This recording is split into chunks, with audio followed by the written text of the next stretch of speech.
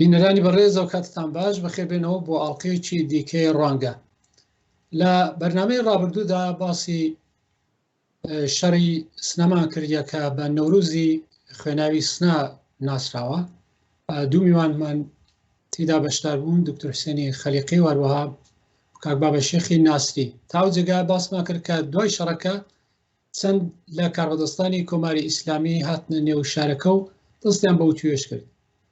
ئێستا ئاڵلقەی دووەمی وایە دەست پێ دەکەینەوە. سپاسی ئامادەبوونی هەردوو لاتان دەکەم. کاک بابەشێخ بە لە پێشتا بە بەڕێستانەوە دەست پێ بکەم. لە ئاڵلقەی ڕابردوودا گەلێک جار نێوی ئاغای موفتی هاتە گۆڕێ. ئایا ئەو خۆی لە پێشتا پێش زمانی شار مەکتەبی قورئانی هەبوو یا دوای ئەوەی کە کۆماری ئیسلامی هاتە سەرکار ئەم ڕێکخراوەی دامەزران، یا لە نێو خەڵکدا بە شێوەیە کاری دەکەن؟ باڵێ، پێشەکی من سڵاو ڕێزمەست بۆ جەنابتە و بۆ بینەران و بیسەرانتان، هەروەها لە خزمەت کاک دکتۆر خەلیقی بەڕێزە کە شانازیە بۆ من هامە خەمەتیانە. کاک سەلاحگیان، بنەماڵی موفتی لە سنا یەکێ لە بنەماڵە ناسراوەکانی سنە بوون لە دەورانی شاو، لە دەورانی پێش ڕەزاشایشە، چونکە سنە ئەو وەختە بە دارولعلم بەناوبانگ بوو. کەسانێکی گەورە وەک ئایەتوڵا مەردۆخی تیا بوو، کەسانێک وەک موفتی گەورە یا مەڵاولەزیمی مشتهێدی، ئەمانە کەسانێک بوون کە وەکو سێ کوچکەی علم و دانش لە سنا ناسراو بوون. بنەماڵی مفتیش هەروە و ئەساسەن خەڵکی سنە بەلای خەڵکی سنەوە بنەماڵی مفتی خۆشەویست بوون و جێگای ڕێز و حورمەت بوون و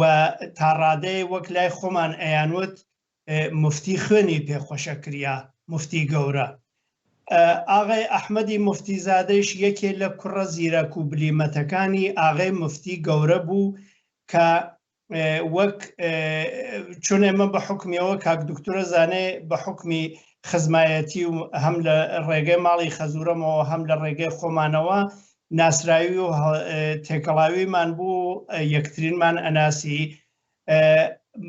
و باوکی منیش لەسەر دەستی مفتی گەورە حکمی فتاوایی گرت بوو لە ساڵ 1324 هەتاوی دیارە. ئاغای ئەحمەدی موفتیزادە باوکی ئەو جۆرەوە باوکم باسی ئەکرد،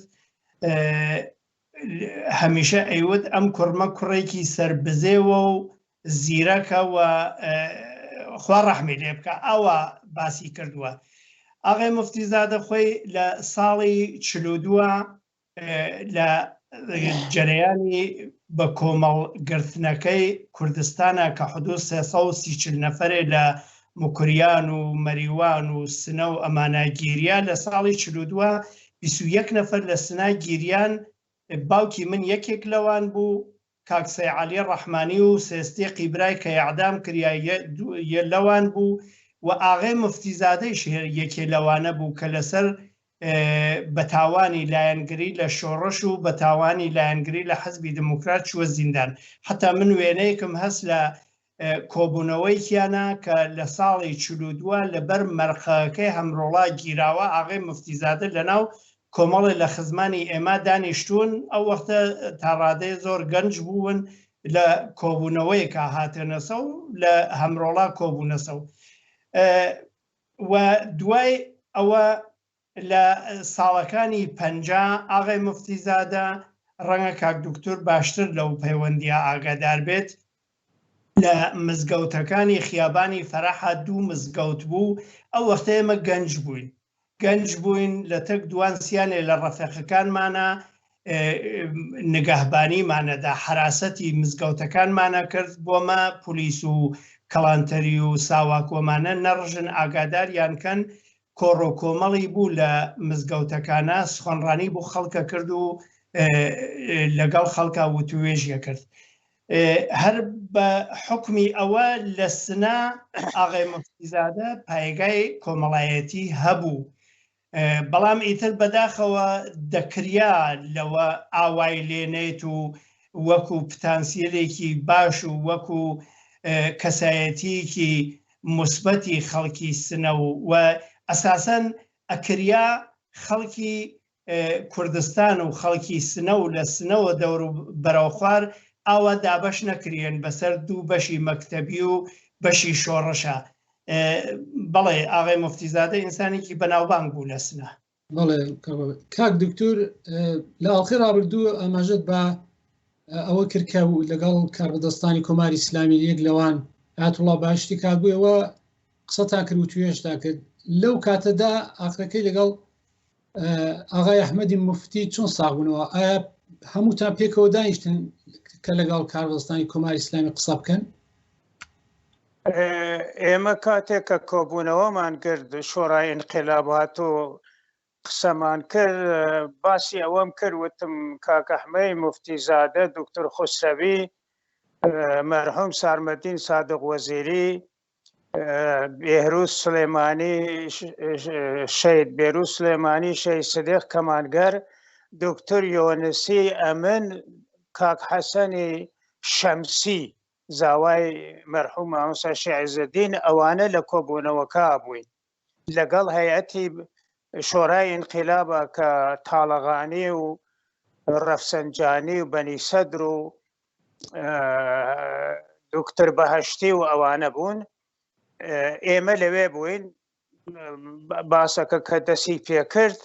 بەداخی گرانەوە لە پێش هەموو شتێکە باسەکە ئاوا دەسی پێکرد کە تاڵەغانی نەوارێکی خستە سەر نەوارەکە وەک وتم شەوی پێش کە هەیەتەکە هاتوو ئێمە نەماندی هەیەتی نمایەندەگی گەلی کورد کە وتم ئێمە پرۆژەیەکمان بوو لە ماڵدا داشفورا دانیشتین و بەرنامەمان دانا وتەبێژێکی تایبەتی و مخاتەبێکی تاخی وتەبێژێکی تایبەتیمان هەبێ ئەو نەهاتووە بۆ لای ئێمە کە باسەکەم بۆ کردن کە ئێمە چوینەیەنە ئەو لەوێ بوو. ئەو شەو چاوی بەوان کەوتبوو نەوارێکی دا و بە تاڵەغانی نەوارەکەی خستووە سەر کە شەید سدیق کەمانگەر بە خەڵکەڵێ وەک باسم کرد سەنگەر بوەسن دیفاع لە ماڵ و ناموسی خۆتان بکەن. ئەویش لەوێ دەسی پێکرد کە قسەکانی تەواو بوو نەوارەکە تەواو بوو وتی کێ ئەم قسەیە کردێت دەمی سرویسەکەم ئیعدام یەکەم سدیق وتی من کردومە بەڵام فەرم و ئەم نەواریچە گوێچکە بگرە. نەواری دووەمی کە پێدا لە پێشا کە سێ چوار پەیامی بۆ پادگان ناردێ و داوای ئاگر بەسی کردەوە پێوتون ئاگر شەڕمەکەن و خەڵمە کوژن و خومپارە مەهاوێژن بۆ ناو شار و ئەوانە تاڵەغانی وتی کوڕەکەم بە سدیق وتی کوڕەکەم دەنگە بەرزەو مەکە من نەخۆشم تکات لێەکەم یانێ حاڵەتێکی 180 دەرەجە گۆڕا. لەو کاتا کاسدیق هێرشی کردە سەر کاک ئەحمەدی موفتیزادە و دکتۆر خوسەوی حتا دکتۆر خوسەوی فەرەنجی لە بەرابوو قۆڵە فەرەنجیەکەی گرت وتی ئەمە بوو بە ئاشوو بوو چووە ناو شار و خەڵکی هاندا هاتن لە بەرامبەر مەقەڕی شاتر مەمەدە و وێسان و ئەوانە و ئەو هێنە بەرپا بوو دەستی کرد بە هات و هاوار کە تاڵەغانی دووبارە هاواری لێ کرد بەڵام لەو ماوە مەتەڵۆک و قسەی تاڵی زۆری پێوتن ئەمە کاک ئەحمەد یەک کەلیمە یەک گوشە نەهاتە جواب. دوایەوە ئەو داستانە تەواو بوو مەسەلەی حقوقی میلەتی کورد دەستی پێکرد کە میلەتێکی بندەستە و هەژارە و لێقەوماوە و مافی هەیە و نەتەوەیەکە و زبانی جیاوە و فەرهەنگی جیاوازی هەیە و داوا لە حکوومەتی تازاکە ئەو ستەمانە لەسەری لابەرێت و هەندێ مافی نەتەوایەتی و وەکو خوێندن و نووسین و ئەوەی کە لە 26 مادەکەی خود مختاری داهات بوو تقریبەن کاک سارمەدین سادق وەزیری بوو خۆی تەڕاح و داڕێژەری ئەو 26 مادە بوو باسی بۆ کردن و ئەوانە. لەو کاتەدا بەهەشتی وتی یەکێ جەماعەتێ لە دەرەوە هاوارەکەن کاک ئەحمەد جەماعەتی هاوارەکەن عیزەدین ئێوە نوێنەری خۆتان دیاری بکەن تا ئێمە باسی حەقی ئێوە بکەین و حەقی ئێوە بدەین.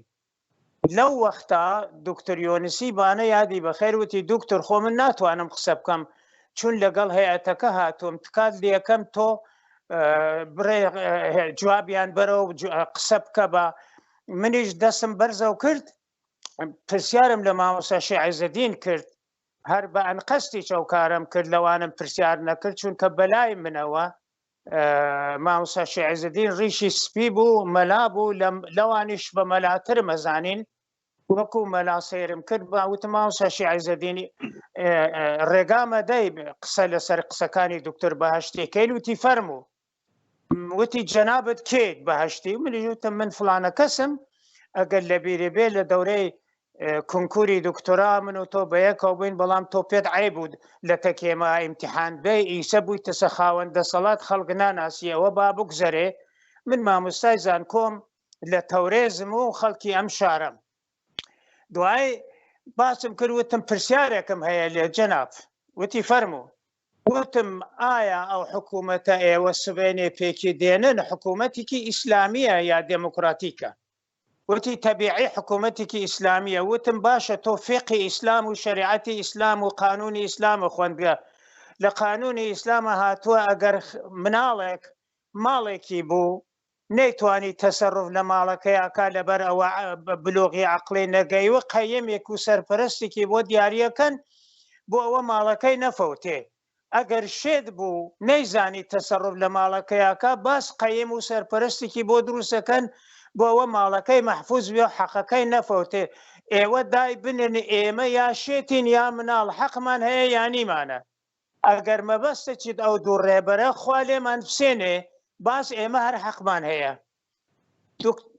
بێ ئەوە دکتۆر بەهەشتی جواباتە و تاڵەغانەی وتی پسەرم حەق باشماست وتی حەق بە تۆیە ڕاستەکەی وایە ئێوە حەقتان هەیە و مەزلومن لێتان قەوماوە بەڵام من پرسیارێکم لە تۆ هەیە خەلیقی وتم فەرموو وتی ئەم تفەنگە چییە لە دەرەوە خەڵک تفەنگی گردەسە باوشەوە هەرکە تفەنگێکی قوتە و کردە و هات و چووە کامل لە دەرەوە هاتم دیمان وتم لەبەر ئەوە بە قسەی ئێوە 2500 ساڵ سەڵتەنەتی شاهنشاهیتان بووە ئازادی لە وڵاتی ئێرانە وجودی نەبووە ئیسە بۆ یەکەم جار چەند ڕۆژێک خۆری ئازادی لە ئێرانە هەڵاتووە خەڵک نازانێت چۆن کەڵک لە ئازادیەکە وەربگرێ و تفەنگانەیە کردووەتە شانی ئەو جار یەک شتیشە پێ بێژم ئازادیەکە زۆر شۆڕە وەختێ من هاتم لە تەخۆمپارەیەکەم هێنا بوو ئەوە بوو پێشت پێتمدا کە ئەوە نەورۆزانەی میلەتی کووردە ئێوە ئیمساڵ داتان و حکوومەتی تازە درگاکەیان بۆم ناکردە و بێمە ئەم دێوە و بە هەزار کێشە خەریکون بە تفەنگ درگاکە بکەینەوە جەماعەتی چەکداری مفتیزادە درگاکەیان بەستوو کە من بانگم کرد لە یەکێکیان ناوی سعدی بوو خزمی براژنم بوو درگاکەم بۆ بکاتە و درگاکەمان کردە و هەیەت نمایندگی گەلی کورد توانیمان ئێمە هاتینێرە ئەم ئازادیە وەسەکەی ئاوایە دوایی مامۆستا عیزەدین کاغەزێکی لە گیرفانی دەرهێنا لە دەمادەدا ئەو کاغەزە لە کاتی خۆیان لە مەهابادا لە کۆبوونەوەیەکە کە کۆمەڵەیش لەوێ بووە و پێم وایە بۆ چوونی خۆمە کاک سەلاحی موهتەدی لەوێ بووە و جەماعەتێکی لەوانەیە نوێنەری یەکێتی نیشتمانی ئەو کاتیش بووێ یەکێ لە مادەکانی بەداخەوە ئەوە بوو کە قیادە موەقەدە لە ئێران دەربکرێ من نەمزانی ئەوە چی نووسراوە وتیان دەمادەیە لە دوایی تماشام کرد یەکێ لە مادەکانی ئەوەیە مامۆستا عیزەدین ئەوەیە دا بە بەهەشتی وتی فەرموو ئەوە داخوازەکانی گەلی کوردە ئەیجوتی ئێمە ئەیوەینەوە بۆ شۆرای ئینقلاب قسەی لەسەرەکەی پلاتفۆرمەکانی دەنگی ئەمریکا لەسەر ئینتەرنێت بۆ ئاگاداربوون لە نوێترین هەواڵ و زانیاریەکانی ڕۆژ سەردانی ماڵپەڕی دەنگی ئەمریکا بکە. هەواڵەکانی سیاسی، ئابووری، هونەری وەرزشی لای ئێمە ببیستە و ببینە. لە ئەپەکانیشەوە هەواڵەکان لە هەموو شوێنێکدا بەردەستن. دەنگی ئەمریکا، خێرایی، متمانە، ڕازگۆیی. کاک بەبەشێر لە ئەڵقەی ڕابردوودا ئاماژەت پێدا کە خەڵکێکی بەرچاو کوژرا و بریندار هەبوو. ئەگەر بۆمان باس بکەی کە ئەو خەڵکە کە بریندار و کوژراوانە چ لایەنە گیامەتی پێدەکرد؟ ئایا نەخۆشخانە یا بیمارستان دەیتوانی بێت لەو نێوەدا ئەو بریندارانە با بڵین چارەسەر بکات؟ بەڵێ بیمارستانەکان ئەو وەختە لە سنا دوو بیمارستان بوو، یەکێ بیمارستانی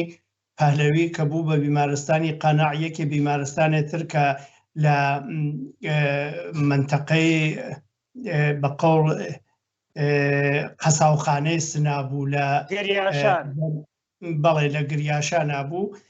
دوو بیمارستان لە سنا بوو و ئەو بیمارستانیە لە خزمەتی پزیشکیان بە بریندار و کوژراوەکانەدا بە پێی ئامارێکە دایانە دەرەو وەک ئەرزم کرد 205 کەس کوژرا بوون، شەهید بوون، لەوانە 77 کەسیان نەناسراو بوون، ئستای شەر پێم وایە نەناسراون یا من ئاگام لێ نییە و دەور 400 نەفەریش بریندار بوون. ڕەنگە کەسانێک تریش بوو بێتن کە پایان نەگەیوێتە بیمارستان یا خەڵکەکە شاردبێتیەوە بۆمە تووشی چەرمەسەری و کێشە نەبووێت، بەڵام ئەوە ئامارەکەیە. ئەو ئامارە لە نەشریەی سازمانی شریکای فەدایی خەڵقیشە هەر ئاماژەی پێکراوە. کاک دکتۆر، ساڵانی دوای شۆڕش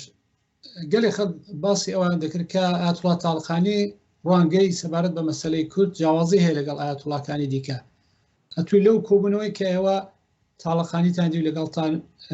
پێکەوە قسەتان کرد، ئایا ئەوە تێدا دیت کە لەگەڵەوانی دی فەرقی هەبێت؟ بەڵێ بە حەقیقەت شەخصیەتی تاڵەقانی لەگەڵ شەخصیەتی خۆمەینیا دوو شەخصیەتی بە تەواوی جیاواز بوون. تاڵەقانی زیندانی کێشا بوو، تاڵەقانی لەگەڵ خەڵکی هەژار و فەقیرە ژیا بوو، تاڵەقانی هەستێکی ئینسانی و عاتیفی تیا بوو، بەڵام تاڵەقانی وەک وەسڵەیەکی ناجۆر لەگەڵ سیستمی خۆمەینیا هەر بۆیە تاڵەقانیان دەرماندا و کرد و کوشتیان. شخصیەتی تاڵەقانی یەکجار فەرقی بوو، بەڵام ئەویچیان خستە داوەوە ئاخرین نوێژی کە کردی وەکو ئیمام جومعە لە تارانە وتی ئەگەر پێویست بێ من و ئیمام خۆمەینی بە تانگەوە ئەچین بۆ کوردستان، هەر بۆیە کاتێک کە سەرخۆشیمان نووسی من نووسیم سەرخۆشیە بەناو مامۆستا شێعزەدینە و سەرخۆشیەکە ئەوە بوو ئەگەر ئەو قسەی ئاخریە نەکردایە خەڵکی کوردستان لە مەرگی تاڵەقانیە غەمبارە بوون. بەداخەوە تاڵەقانیش کەوتە ناو داوی ئەو بەند و بەست و بیاوبرە و بیاوبەستەی کە سیستمی قڕون وستایی جمهوری ئیسلامی سەپاندوی بەسەر خەڵکە. کاک بابەشێک، مەکتەبی قورئان دوای شۆڕش دامەزرا یا پێشتر هەبوو؟ مەکتەبی قورئان پێشینەکەی گەڕێتەوە بوو بە لە شۆڕش، بەڵام لە دەورانی شۆڕشە ئیتر بە فرمی ناسرا و دەفتەری کردەوە کۆمەڵی خەڵکی باشیشی لە دەور خۆی جەم کردبوو، وەک هادی کوڕمەڵا فەیزا، وەک فوادی ڕۆحانی، وەک ماجدی ڕۆحانی، دکتۆر خوسرەوی، کۆمەڵی ئینسانهای باسەواد و تەحسیلکردەشی لەگەڵ خۆی خستوو، بەڵام وێڕای ئەوانە کۆمەڵی بەداخەوە لۆمپەن و هەرجوو مەرشتەڵە بوو یا با بڵین هەلپەرستیشی لە دەرخۆی کۆکردبووە کە دوایی سازمانی پێشمەرگانی موسڵمان لەسەر هەر ئەوانە پێکیان هاورد. گینا مەکتەبی قورئان لە ئەوەڵە و جێگە و پێگەیەکی باشی بوو لە سنا. کاک دکتۆر، ئایەتوڵا بەهێشتیوان کاتێک کە گەڕانەوە بۆ تارانەیە هیچ بەڵێنێکیان بە ئێوەدا بە خەڵکی کووردا بە شاری سنەدا؟ عەرز بکەم پێم خۆشە لێرەدا شتێکی مێژوویتان بۆ باس بکەم لەو پەیوەندیە لە پەیوەندی پرسیارەکەی جەنابتە کاک سەلاح. ئەوان هیچ بەڵێنێکیان بە هەیەت نمایەندەگی گەری کورد نەداتە ناوتیان ئەچینەوە لە شۆرای ئینقیلابە شتەکەتان باسەکەین، بەڵام بەڵێنیان بە کاک ئەحمەد موفتیزادە دابوو چونکە لە دوای ئەو جەرەیانە لە ماڵ دکتۆر خەرازیە کۆبوونەوەیەکمان گرت. کاک ئەحمەد موفتیزادە لەوێ بوو، جەماعەتی دەرەبەگ ئەوەی کە کاک بابەشێغ ئیشارەی پێکرد جەماعەتێ فرسەت تەڵەب و حتا کۆنە ساواکیش لەوێ دانیشتون باسی ئەوەیان نەکرد کە ئێمە نوێنەری گەلی کوردین منیش لیان ڕاپەڕیم وتم ئێوە دەرەبەگەن خەڵکتان چەسانێتەوە دوای ئەوە ماڵی خەڵکتان داوە و حەقی خەڵکتان پەرداخ کرد و داوە و ئەگەر خەڵک ئیجازەدا حەقی ژیانی ئاساییتان هەیە نوێنەری خەڵک نین. کاک ئەحمە وتی باسی موفتیت نەکرد نەخشی موفتی وتم نەخشی موفتیش ئەوە بووە جاروبارە قەواڵەی مالکە دەوڵەتەکانی ئێرە سنەی ئیمزا کردبیە قەواڵەی ئەوانی ئیمزا کردبیە و بێ ئەوە کە بزانێ ئەو مڵکە هین کیە. دوای دووسێ دقیقەی پێچوو دوای قسەکەی ئێمە ئەوەندە وعدەی خۆشیان پێدا بوو ئەوەندە ڕازی بوو لە پەیوەندیەکە و لەوەی کە ئەوان تەماسیان گرتۆ و مامەڵەیان کردە و خلێنە و بلێنێ بینی خۆیان بووە منیان بان کردە کوریدۆرێ هادی مرادی ئەوەی کە بابە شێخ ئیشارەی پێکرد جێگری بوو تقریبن وەک نوێنەری ئەو بوو لەگەڵ کاک ئەحمە سێقۆڵی دانیشتین وتم چه خەبەرە وتیان ئەتکەینە ئوستانداری سنە تۆ عادڵی تۆ ئینسانێکی ئەوەی تو ئەوەی تو هەر ئەلعان کاک ئەحمە وتی هەر ئەلان تەلەفۆنەکەم بۆ وەزیری ناوخۆی یا وەزیری کیشوەر ئیبلاغەکەت بنێرێ بتکەینە ئوستانداری سنە. منیش وتم باشە لەبەرچی وتی لەبەرەوە تۆ ئینسانێکی ئاوا عادڵی تۆ ئەو قسانت کردێ بۆ ئەو مەقامە بۆ تۆ باشە مەبەستم ئەوە نییە کە من تعریفی خۆم کەم لیاقەتی ئوستانداریم هەبوو یان نەبوو ئەوە گرنگ نییە بۆ من گرنگ ئەوەیە کە ئەوەندە وعد و وعیدیان بە کاک ئەحمە دابوو کە کاک ئەحمە ئەیوت من ئەلعان تەلەفۆنەکەم بۆ وەزیر تۆ بکا بە ئوستاندار یانێ ئەوەندەیان شیرینی لە دەمی نابوو و ڕازیان کردو ئامانجیشیان ئەوە بوو لەو تەریقەوە لە تەریقی کاک ئەحمەوە مەسەلەی داوخوازەکانی گەلی کورد و ئەوانە بکەنە بڵقی سەر ئاو. کاتێ من لەگەڵ زاواکەی خومینی قسەمە کرد ژنەکەی کچەکەیان پێوتم بڕۆ لەگەڵ کاک ئەحمە پەیوەندی بگرە کاک ئەحمە پیاوی چاکە و تۆ بۆ ئاوارە بووی تۆ ئەوانە کاک ئەحمە هەموو شتێکە و ئەو وڵاتەکە ئیداراکە تۆ لەگەڵی بە یانێ ئەوەندەیان ئەوە کردو حتا خزمەکانی من هاوزاوەکەی من کە دواتر براکەی بوو بە ئوستانداری سنە تەقی معمارپور داوایان لە من کرد بڕۆم بەیعەت کەم بە کاک ئەحمە مفتیزادە چونکە ئەوە متمانەیان پێدا بوو ئەوە پشتە سوور بوون بە کاک ئەحمە کە مەسەلەی وتی بە من ژنەکەی کچەکەی ئایەتوڵا خومینی کە ژنی ئاغای مەحموود بروجردی بوو ڕەفیقم بوو بە منی وتی خەلێقی جەماعەتێکی کۆمۆنیست گەرەکیانە لە کوردستانە حکوومەتی کۆمۆنیستی پێک بێنن لە حاڵێکە حکوومەتی ئێمە حکوومەتێکی ئیسلامیە و ناهێڵین بە پشتیوانی کاک ئەحمە و موسڵمانەکان ناهێڵینەوان موسڵمانەکان لە بین بەرن ئەوانە بەشیان کردێ لە ئێرانە موسڵمان نەهێڵن. کاک بابەشێخ پەیوەندی ڕێکخراوەکانی سیاسی کوردستان ئەو کات پەیوەندیوان لەگەڵ کاک ئەحمەدی چۆن بوو کاک ئەحمەدی موفتی پێشەوە وەڵامی ئەو فەرمایش جنابتە بەمە ئاماژە بە خاڵێک لە فەرمایشەکانی کاک دوکتورەکەم ئەو دەرەبەگ و ئاغەواتە کە جەنابی ئاماژەی پێفەرموو لە پەیوەندی لەگەڵ شورای عەشایەرا بوو کە تێکاتبوو لە ماڵ خزمێکی ئێمە لە سنا لە سەرتەپۆڵا کۆبوونەوەیکیان گرت من ناوی ناهێنم و لە هەورامانیشا هەروە لە منتەقەی هەوەت و دیواندەرەیشە لە ناو خانەکانی وەرمزیاریشە کۆبوونەوەیکیان کردبوو شورای عەشایەریان پێکاوردوو بۆمە دەست بگرن بەسەر کوردستانە. تێمە سەر فەرمایشەکەی جەنابەت پەیوەندی ڕێکخراوەکان تا پێش ئەو شەڕی نەورۆزە ئەساسەن پەیوەندێکی خراپ نەبوو خەڵکێکی تا شەڕ نەبێت معموڵەن تا خوێن نەکەفێتە بین تا تەقە نەکرێت خەڵکەکە ئەتوانن بەیەکە و دیالۆگکەن. من لە بیرمە کاک دکتۆر قاسملوو سکرتری حەزب بوو، ئەو وەختە حەزبی دموکرات پێشمەرگەی نەبوو. کاک دکتۆر تەشریف یاوردبوو بۆ سنە لێنەوە بڕۆ بۆ تاران، بۆ پێم وایە یا بۆ نازانم بۆ چ مەسئلەیەک بوو. من دقیق لە جەرەیانانیم، من چوومە دەمیە و هاوردم بە ماشینە و لەو دووە سەفەرەکەی تاران لە پەیوەندی کە لە تەک مجاهدینی خەڵقای گیریان مجاهدین وتیان ئێمە ڕازی نین دکتۆر قاسملوو بێ بۆ تاران، ئەگەر بێ بۆ تاران ناوەن بگەڕێتەوە. سەفەرەکەی پەکی پێکەفت. لەو جەرەیانە و لەو کێنوبێنە شەیدی نەمر پێخۆش بوو کە لەگەڵ کاک ئەحمەد دانیشتنی بوێت. من ئاماژە بە پەیوەندی حەزبی دموکراتەکە، من کارم بە جەرەیاناتی ترە و نییە، چۆن عەرزم کرد جەرەیاناتی تر هێشتان بۆ شێوە شکڵیان نەگرت بوو وەکو سازمانی و ئیعلام مەوجودیەت کەن بێژگە لە شریکەلای فەدایی خەڵق نەوێ. لە بیرمە ئێمە دوو جار لە خزمەت کاک دکتۆر قاسملووە من بووم و کاک بێروزی کورد ئەحمەدی لە خزمەت یا چوین بۆ ماڵ شخصێ بەناو عوسمانی ئەحمەدی، کاک عوسمانی ئەحمەدی کە ئێستا پێم وایە لە پاریسە، نازانم، ئینسانێکی محتەرەم و هێن و خزمایەتیشی لەگەڵ ماڵاغی موفتی زاها بوو، چۆن هەردووکیان بەڕەچەڵک خەڵکی دشە بوون.